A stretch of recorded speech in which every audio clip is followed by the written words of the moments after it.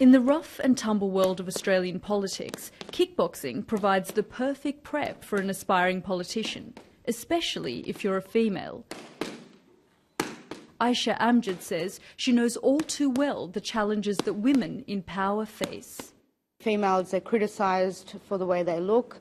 It's all about physical characteristics rather than, just how good someone is at doing their job. Now looking at his watch because apparently a woman... The issue goes right to the top. Australia's former Prime Minister Julia Gillard had to deal with her fair share of sexist treatment.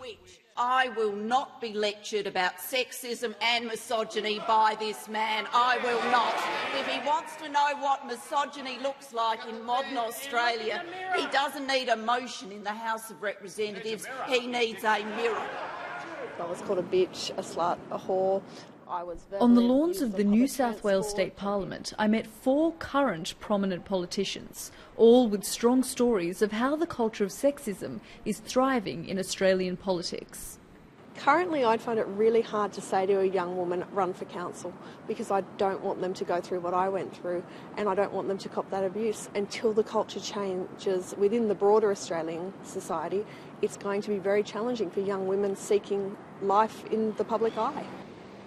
Australia is a country people aspire to live in, perceived as a modern and progressive society.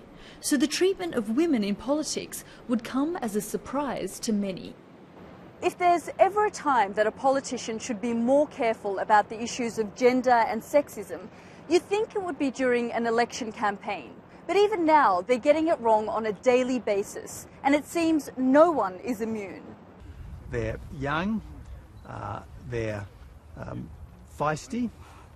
I think I can probably say have a bit of sex appeal. and, Comments like this won't stop Aisha from fighting for her political career. Instead, she wants to challenge these preconceived ideas. I would love to see more younger females and from diverse backgrounds as well get involved. Because the way to empower women is to give them a voice. And I think to do that is, we've got to stand up for each other and with each other.